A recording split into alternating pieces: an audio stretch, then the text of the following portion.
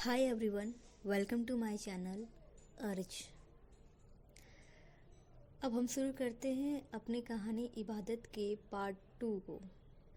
पिछले भाग में हमने अनिका और राधिका के बारे में जाना था, उनके क्या क्या क्वालिटीज़ हैं इसके बारे में भी जाना था, और एक छोटा सा सीन हुआ था लेकिन इनकी मुलाकात नहीं हुई थी। तो अब शुरू करते हैं भाग 2 को। जैसा मैंने पहले भी बताया है, अब भी बताते हैं कि हर भाग के पहले या एंडिंग में एक शायरी होगी ही होगी। इसी तरीके से इस भाग में भी एक शायरी है। तो शायरी इस तरीके से है कि ये आपकी सारी कातिलाना अदाएं जो वार करती हैं मेरे सीने पर, इसके क्या कहने। यूँ शर्मा कर पलकों का झुकाना आपका, और हमसे ये नजरें चुराना, हाय इसके क्या कहने। यूँ मेरा इंतज़ार करना और मेरी बाहों में आकर कांच की तरह टूट जाना आपका, इसके क्या कहने। मोहब्बत की बातों में जिक्र छिड़ जाना आपका, इसके क्या कहने।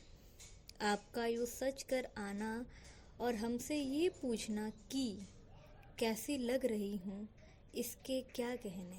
आपका हमें तड़पा कर यूँ चले जाना, हाय इसके क्या कहने। झूठी नाराज़गी दिखाकर अपनी सारी बातें मनवा लेना, इसके क्या कहने। आपका इस तरह से हमें हर दिन यूं ही प्यार करना, हाय इसके क्या कहने। तो ये शायरी हो गई। अब भाग को शुरू करते हैं। राधिका अपने रूम में अपनी डायरी को लेकर बैठी हुई थी। वो अपनी डायरी में कुछ लिखती है और लिखने के बाद वो अपने कमरे की बालकनी में आती है। नए शहर की नई हवा उसके चेहरे पर पड़ती है। राधिका अपनी आंखों को बंद करती है और उस हवा को फील करती है और एक गहरी सांस लेती है। आसमान में चांद निकला हुआ था। राधिका उस चांद को देखती है और ठंडी ठंडी हवा उसके चेहरे पर लग रही थी। राधिका कुछ देर वहाँ ठहरती है और वापस अपने कमरे में आ जाती है। तब तक उससे उसकी माँ की आवाज़ आती है खाना खाने के लिए। तो राधिका नीचे डाइनिंग टेबल पर खाना खाने चली जाती है। इन लोगों का खाना होता है। राधिका के पापा और माँ नोटिस करते हैं कि राधिका कुछ चुप चुप है, और वो रीज़न जानते भी थे कि राधिका क्यों चुप है। राधिका की एक क्वालिटी थी कि अगर वो किसी चीज़ से अपसेट है और अपसेट में कोई उसे मनाए, वो उसे पसंद नहीं है।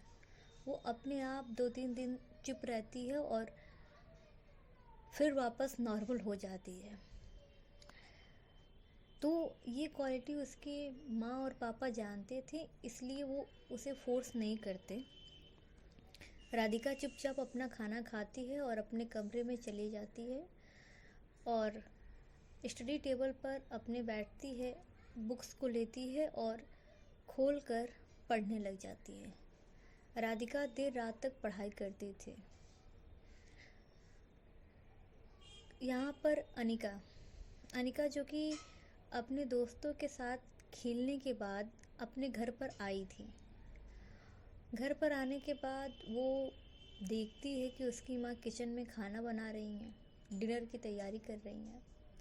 अनिका किचन में जाती है और उनसे कहती है कि माँ मेरी चाय कहाँ है। अनिका को चाय पसंद थी बहुत ज़्यादा।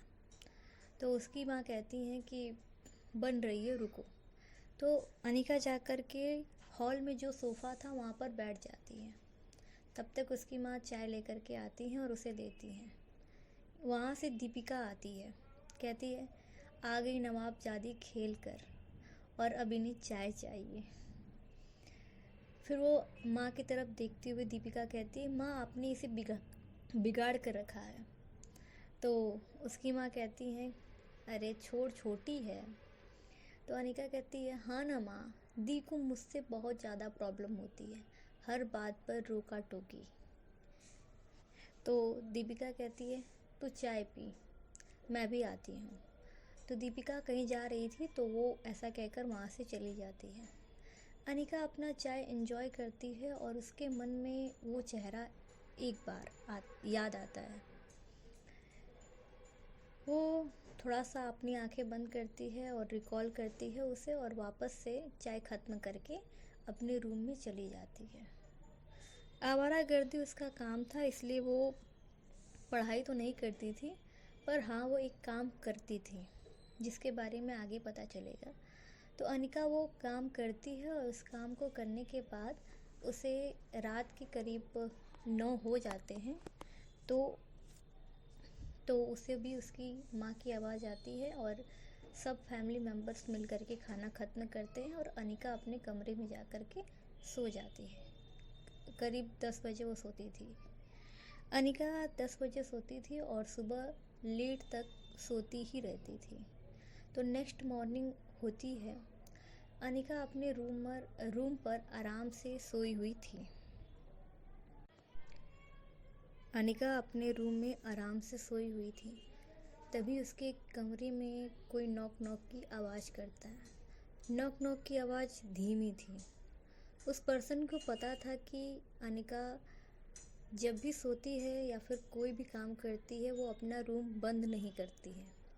तो वो पर्सन बस चेक करने के लिए नॉक नॉक किया था, और उसे जब फील हो जाता है कि गेट बंद नहीं है तो वो आराम से कमरे में एंटर कर देता है। सुबह के करीब 8 बज रहे थे। तो वो पर्सन आता है और देखता है कि अनिका मस्त सोई हुई है 8 बजे तक, नवाबों की तरह। तो उस पर्सन को मस्ती सूझती है। पहले वो उठाने की कोशिश करता है, आवाज़ लगाता है, पर अनिका उठती नहीं है। तो उसे मस्ती सूझती है, तो वो बेड के बगल में जो टेबल था उस टेबल पर एक पानी का ग्लास था। वो पर्सन उस पानी के ग्लास को अपने हाथों में उठाता है और अनिका के फेस पर दे मारता है।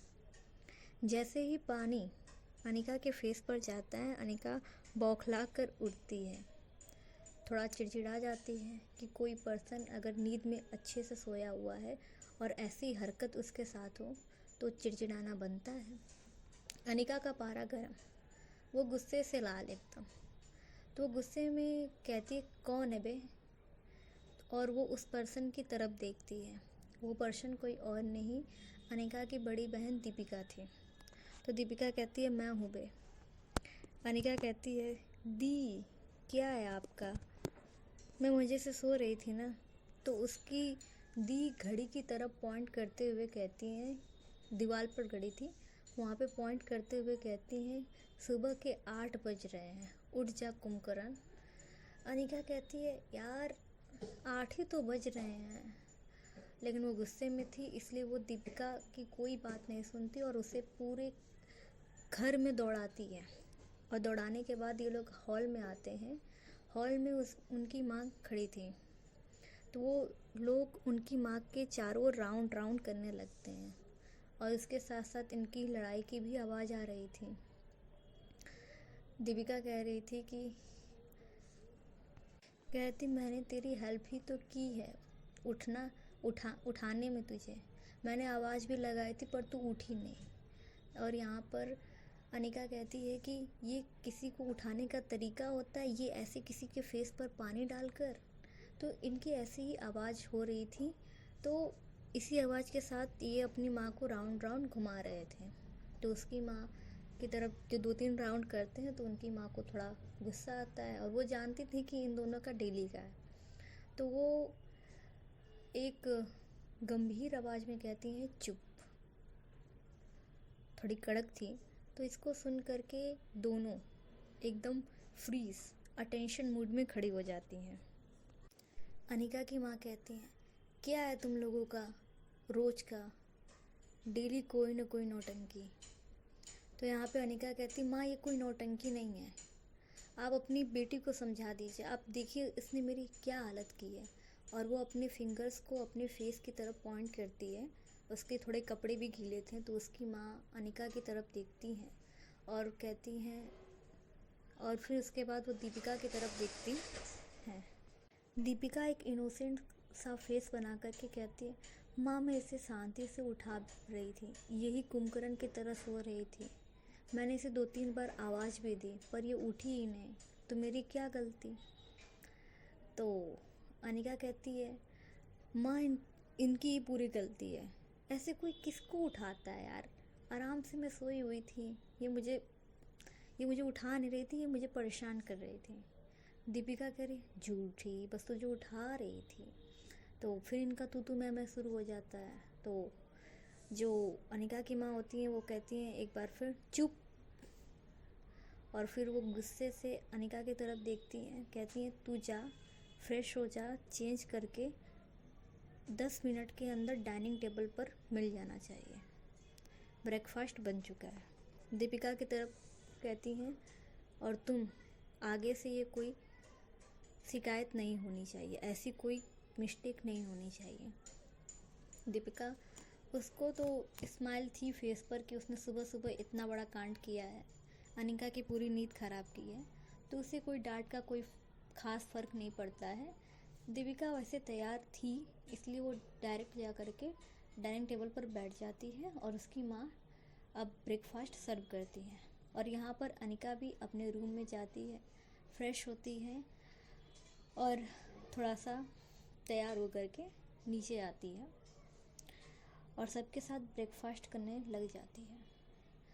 ब्रेकफास्ट टेबल पर अनिका के पापा, वो उसकी दी, डाइनिंग टेबल पर सभी लोग थे। अनिका थी, उसकी दी थी, उसके पापा थे और उसकी माँ जो सर्व कर रही थी, और कुछ सर्वेंट भी थे, चाचा चाची भी थे और उनके भाई बहन भी थे, मतलब छोटे भाई बहन। उनको भी बता दें तो उनके चाचा के 2 लड़के हैं जिनका नाम है सौरभ और एक का नाम है कौशल। सौरभ बड़ा है, कौशल छोटा है, और सबसे छोटी बेटी का नाम है प्रिया। तो सभी लोग डाइनिंग टेबल पर बैठकर खाना खा रहे थे।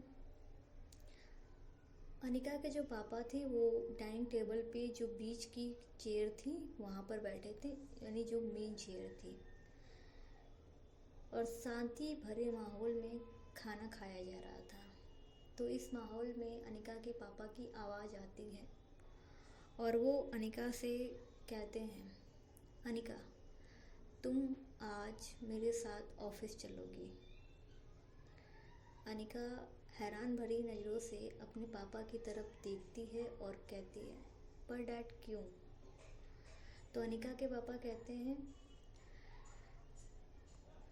चलना है, मैंने कह दिया, क्यों कैसे ये तुम्हारा काम नहीं है जानने का। और वो दीपिका की तरफ पॉइंट करते हुए कहते हैं, यानी दीपिका को कहते हैं कि अनिका को लेकर ऑफिस आ जाना। इन लोगों का ब्रेकफास्ट ख़त्म होता है और सभी लोग ऑफिस के लिए चले जाते हैं, मतलब अनिका के पापा और चाचा ऑफिस के लिए चले जाते हैं और अनिका अपने रूम में जाती है।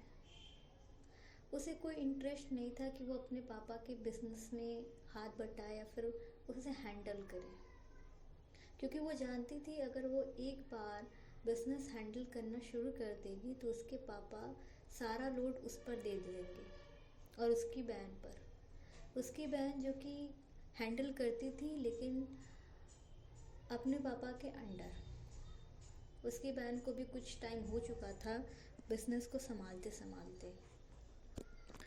अब अनिका की भी बारी थी, ऊपर से अनिका MBA भी कर रही थी। अनिका अपने पापा की बातों को टालती नहीं थी, इसलिए वो रूम में जाकर के तैयार होती है और अपनी बहन के साथ ऑफिस के लिए चली जाती है। इधर राधिका जो कि मॉर्निंग में उठती है करीब 6 बजे के आसपास, उसके फैमिली मेम्बर्स भी उस टाइम पर उठ जाते हैं। उनके पापा IPS थे, तो होता है कि जो IPS ऑफिसर होते हैं उनको अपनी हेल्थ पर ध्यान देना होता है, तो वो सुबह ही उठ जाते हैं और कुछ एक्सरसाइजेस करते हैं। तो सेम रूटीन इनके पापा का भी था। तो सारे मेंबर्स लगभग 6 या 7 तक उठ जाते थे। तो अनिका भी उठ जाती हैं 6 बजे और आकर हॉल में आती हैं। वहाँ पर उनकी माँ थी और उनके पापा थे। उनके पापा जो अभी अभी जॉगिंग से लौटे थे, वो अपने पापा को देखती हैं और उनके पैरों को छूकर आशीर्वाद लेती हैं। ये उनकी आदत थी, हैबिट थी कि वो हर मॉर्निंग अपने पापा मम्मी के पैरों को छूकर आशीर्वाद लेती थी। तो वो अपने पापा के पैरों को छूकर आशीर्वाद लेती हैं। उनके पापा खुश रहो बेटा आशीर्वाद देते हैं। इसके बाद राधिका अपने माँ की तरफ जाती है और उनके भी पैरों को छूकर आशीर्वाद लेती है। तो राधिका की माँ कहती हैं जा फ्रेश होके आ, तब तक चाय बन जाएगी।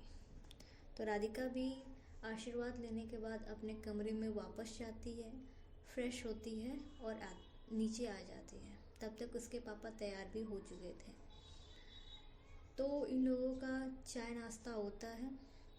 इसके बाद उसके पापा ऑफिस के लिए निकल जाते हैं, यानी अपनी ड्यूटी पर निकल जाते हैं और राधिका अपनी माँ के साथ किचन में चली जाती है उनकी हेल्प करने। वैसे सर्वेंट्स थे, लेकिन राधिका और उनकी माँ खाना खुद के लिए बनाते थे, हेल्प करके, एक दूसरे की मदद करके बनाते थे खाना। सर्वेंट्स नहीं बनाते थे। तो राधिका अपनी माँ की मदद करती है और खाना बनता है। राधिका की माँ बीच बीच में ट्राई करती हैं कि वो राधिका से बात करें, उसके मूड को हल्का करें। नया शहर था तो अपसेट थी वो अभी भी। तो वो कोशिश करती हैं और राधिका भी उनका रिस्पॉन्स कर रही थी, उनकी बातों का रिस्पॉन्स कर रही थी और हल्की हल्की इनकी बातें होती हैं। इसके बाद फिर राधिका आती है अपने कमरे में, अपनी स्टडी करती है, फिर खाना खाती है और फिर स्टडी करने लगती है। दूसरी तरफ अनिका अपनी दी के साथ कंपनी चली गई थी और उसकी दी उसे कुछ समझा रही थी। उसकी दी जानती थी कि अनिका को ये सब पसंद नहीं, तो वो अनिका की तरफ देखती हैं और उसके कंधे पर हाथ रखकर कहती हैं पता है मुझे कि तुझे ये सब पसंद नहीं है। खैर मैं पापा से बात करती हूँ कुछ टाइम देने को। अनिका कोई उतना ध्यान नहीं देती, ना ही कुछ कहती है, बस एक करके उनके साथ वो जो काम बताई थी उसे करने लगती है। डे ऐसे ही बीतता है। करीब 7 बजे अनिका दीपिका के साथ घर पर आती है। अनिका थकी हुई थी, इसलिए वो अपने रूम में जाती है। तब तक उसकी माँ चाय लेकर उसके कमरे में आ जाती है। उनको भी पता था कि अनिका को ये सब पसंद नहीं है। अनिका बेफिक्र रहने वाले इंसान है, उसे अभी जिम्मेदारी देना अच्छी बात नहीं है। तो वो अनिका के कमरे में आती हैं। अनिका बेड पर ही बैठी थी और कुछ सोच रही थी। चाय लेकर उसकी माँ कमरे में आती हैं और उसे चाय देती हैं। अनिका उनकी तरफ देखती है और चाय का कप उनके हाथों से ले लेती है। वो चुप थी तो अनिका की माँ ही कंटिन्यू करती हैं बोलना, बेटा मैं बात करूँगी तुम्हारे पापा से, तुम अपना मूड सही करो। तो अनिका कहती है कि माँ आपको सारी बातें पता हैं, फिर भी पापा क्यों नहीं समझते। उनकी माँ कहती हैं मैं कोशिश करूँगी उन्हें समझाने की। अनिका उठती है, चाय का कप रखती है और आकर अपनी माँ को हग करती है, क्योंकि सच में अनिका को ये सब पसंद नहीं था, बिल्कुल नहीं पसंद था। उसे बेफिक्र रहने की थी। उसका ड्रीम था कि वो अगर बिजनेस में जा भी रही है तो वो खुद से खड़ा करे, ना अपने पापा की कोई सोर्स ले, ना ही अपने पापा के बिजनेस को कंटिन्यू करे। उसे अपना खड़ा करना था। पर उसके पापा को ये बात पसंद नहीं थी, क्योंकि उनका इतना बड़ा बिजनेस है, उसे संभालने के लिए लोग चाहिए ही। और अनिका में पोटेंशियल थी, इसलिए वो चाहते थे कि अनिका उनके बिजनेस को हैंडल करे। तो इसी बात को लेकर के वो बार बार अनिका को बिजनेस हैंडल करने के लिए फोर्स करते थे। दीपिका से कहते थे कि अनिका को लेकर वो ऑफिस में आए, जबकि अनिका जब भी ऑफिस जाती थी तो वो इसी तरीके से उदास होती थी। उसकी माँ सारी बातें जानती थी, इसलिए वो कहती हैं कि तू मन न छोटा कर, मैं बात करती हूँ तेरे पापा से। तो अनिका भी उन्हें हक करती है और फिर चाय पीने लगती है और वहाँ से उनकी माँ चली जाती है। तो अनिका चाय का कप लेकर के अपनी बालकनी में आती है और इधर उधर देखने लगती है। तभी उसकी नज़र सामने के घर पर जाती है, एक कमरा जिसकी लाइट खुली हुई थी, मतलब ओपन थी। तो अनिका वहाँ पर एक नज़र देखती है और वापस से इधर उधर देखने लगती है। हवा उसे लग रही थी, रात था और धीरे धीरे आसमान में चांद आ भी गया था और तारे भी नज़र आ रहे थे। अनिका अपना चाय एंजॉय करती है और उसे सॉन्ग्स पसंद थे तो वो सॉन्ग्स लगा लेती है अपने हेडफोन को और उसे सुनने लगती है। यहाँ पर जो राधिका है वो पढ़ाई करने के बाद अपना ब्रेक लेती है और अपने बालकनी में आती है। शाम के टाइम पर उसे भी चाय पसंद थी तो उसके हाथ में भी उसकी चाय थी, तो वो चाय लेकर के अपनी बालकनी में आती है और नेचर की जो हवा थी, ठंडी ठंडी हवा थी, उसे फील करने लगती है। उसका ध्यान, राधिका का ध्यान एक पर्सन पे जाता है जो मज़े से अपनी चाय एंजॉय कर रहा है और थोड़ी थोड़ी वाइब कर रहा है। मतलब वो अगर हेडफोन है और उसके साथ अपना मनपसंद सॉन्ग बन जाता है तो इंसान धीरे धीरे हिलने डुलने लगता है। तो अनिका भी सेम वही हरकत कर रही थी। राधिका उसे देखती है। अब ये तो प्रॉपर डांस नहीं था, बस एक अपनी मस्ती में झूमे जाओ वही था। तो उसे देख करके राधिका को हंसी आती है, वो हल्का सा हंसती है। तब तक यहाँ पर अनिका को फील हो जाता है कि उसे कोई देख रहा है, इसलिए वो इधर उधर अपनी नज़र करती है और देखती है। तो सामने वाले घर पर एक लड़की उसे दिखाई देती है जो उसे ही देख रही थी और हंस रही थी। अनिका उसे देखकर एकदम अटेंशन पोजीशन में खड़ी हो जाती है, एकदम सीधी हो जाती है और खुश से यार इज्जत का कचरा हो जाएगा, इसलिए वो एकदम अच्छे से खड़ी हो जाती है और राधिका को देखती है। वो इनोसेंट चेहरा और उस पर वो हंसी, उसे देखकर अनिका एक पल के लिए फ्रीज सी हो जाती है और वो राधिका को कंटिन्यूसली देखने लगती है। राधिका भी खामोश हो जाती है और अनिका को देखती है। एक हवा का झोंका आता है और राधिका के जो बाल थे वो थोड़े अस्त व्यस्त होते हैं, यानी जुल्फ़ें बिखरती हैं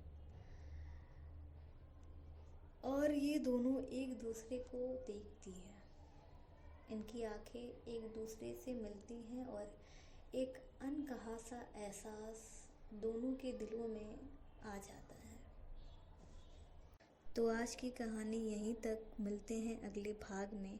होप कि आपको ये भाग पसंद आया होगा। पसंद आया है तो कमेंट करें, लाइक करें एंड शेयर करें। धन्यवाद।